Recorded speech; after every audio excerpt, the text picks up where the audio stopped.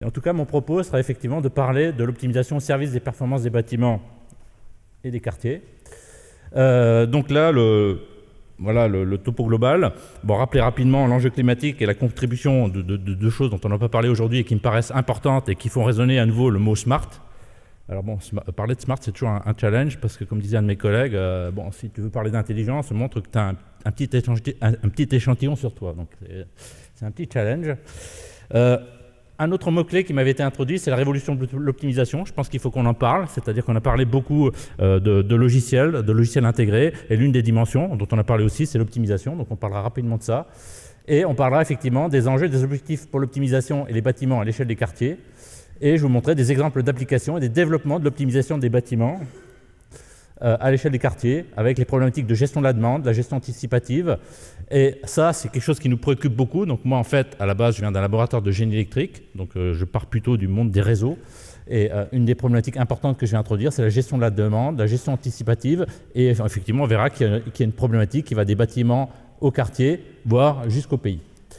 Et notamment, une des questions qui résonne avec la thématique d'aujourd'hui, c'était la conception et l'éco-conception. La question qui se pose, c'est comment concevoir des bâtiments optimisés pour l'intégration énergétique dans les quartiers dès les phases de conception. C'est quelque chose qui nous préoccupe beaucoup.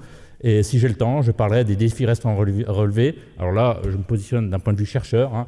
Donc moi, un des défis que j'ai relevés, c'est travailler sur des méthodes et des outils qui vont être capables de travailler sur des optimisations de plus en plus grandes, maîtriser le bon niveau de modélisation. Et on voit bien, dans la thématique de la mobilité, ça a particulièrement apparu. Il s'agira de plus en plus d'impliquer les acteurs, c'est-à-dire qu'il va falloir effectivement imaginer des solutions qui derrière cacheront de la complexité, mais qui derrière vont mobiliser des acteurs qui deviendront de plus en plus des consommateurs. Ça devient assez évident dans le domaine de la mobilité, mais dans le domaine de l'énergie, on se prépare à ce que ce soit le cas aussi, et on parle de plus en plus de consommateurs. C'est qu'est-ce qu'on peut faire pour inverser la courbe et la tendance, et qui est une nécessité pour la transition énergétique. Alors, l'une des réponses du génie électrique, c'est de travailler effectivement sur les réseaux intelligents et d'aller vers ce qu'on appelle la révolution des 3D. Hein. Ça veut dire décentralisation, dérégulation et digitalisation pour la production de l'énergie. Ça veut dire que très concrètement, il faut aller du schéma classique qu'on connaissait avant, où on produisait l'énergie électrique dans des centrales, on le distribuait. Ce qui se passe de plus en plus, c'est qu'on a de la production d'énergie décentralisée avec effectivement du photovoltaïque, des éoliennes. Et en fait, le challenge, c'est d'arriver effectivement à gérer cette génération qui va partir du bas et qui va y compris partir des bâtiments, voire des individus avec leurs équipements sur les bâtiments, et on va injecter tout ça dans le réseau. Et le challenge, c'est qu'en fait, on va vers une distribution active de l'énergie qui va être bidirectionnelle.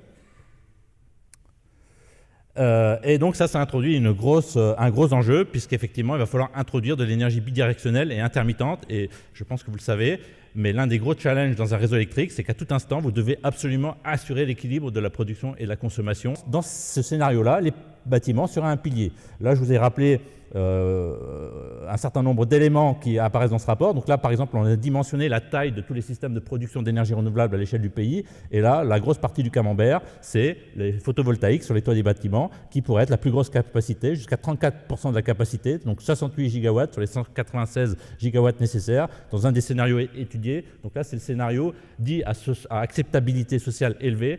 Pourquoi ? Parce qu'effectivement, en mobilisant les toits des bâtiments, vous utilisez des surfaces, vous ne neutralisez pas de nouvelles surfaces naturelles, donc c'est quelque chose d'intéressant. Et il y a un autre aspect important qui rejoint ce que je disais avant, c'est-à-dire que dans les réseaux, il faut absolument qu'à chaque instant, vous équilibriez la production et la consommation. Et là, les bâtiments sont absolument clés, avec notamment la problématique de ce qu'on appelle la demande-response, c'est-à-dire que ce serait la capacité des bâtiments à ajuster leurs demandes pour assurer et aider l'équilibre.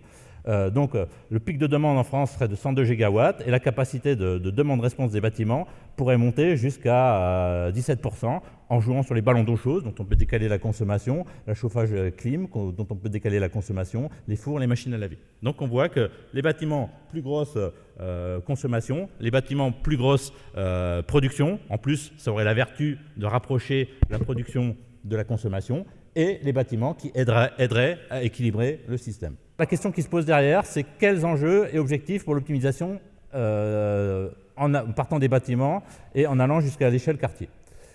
Donc là, en fait, le challenge, c'est de travailler sur les smart grids et de travailler sur l'intégration de la production décentralisée Et cette production décentralisée a besoin d'un fonctionnement bidirectionnel des réseaux, traditionnellement conçus pour acheminer l'énergie que dans un sens, ce qu'on a dit tout à l'heure.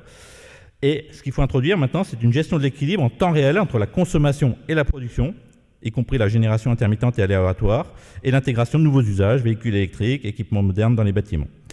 Et donc, de ce fait, comme on l'a vu, le bâtiment intelligent sera le pilier d'un futur réseau électrique intelligent, offrant à l'intelligence, à l'échelle des quartiers, des réseaux, des services. Et donc là, il y a un certain nombre d'éléments qui vont être révolutionnés. Effectivement, on va passer beaucoup d'une culture analogique à une culture numérique. Il faut que ce soit bidirectionnel. Un des derniers aspects, c'est qu'effectivement, le consommateur final va être appelé de plus en plus à passer du statut de consommateur à celui de consommateur, c'est-à-dire qu'il va être actif dans la gestion du système, voire même actif dans l'investissement. De plus en plus, on fait appel à lui pour qu'il investisse, mette sur son toit des systèmes de gestion, donc il devient actif, y compris dans la mise en place du système. Et pour arriver à faire ça, en fait, on a besoin à la base du concept de smart building. Alors le smart building, c'est quoi ?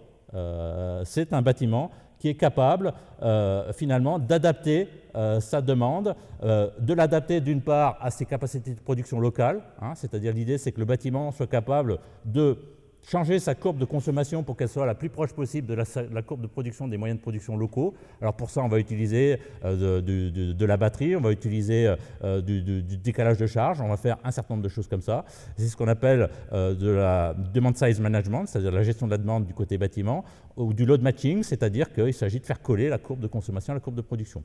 Mais il va falloir aussi répondre aux besoins du réseau, et ça c'est ce qu'on appelle de la demand response, c'est-à-dire le réseau va nous envoyer des signaux tarifaires, des signaux qui pourront être des signaux de pollution, et donc on pourra essayer de répondre à ça en essayant d'adapter notre demande pour se délester du réseau si le réseau est trop surchargé, pour s'effacer ou éventuellement pour surconsommer s'il s'avère qu'il y a beaucoup d'énergie qui sont injectées dans le réseau et qu'on aurait intérêt à les consommer ou les stocker à l'échelle locale. Ça permet de montrer un certain nombre de lignes vers lesquelles il faut travailler.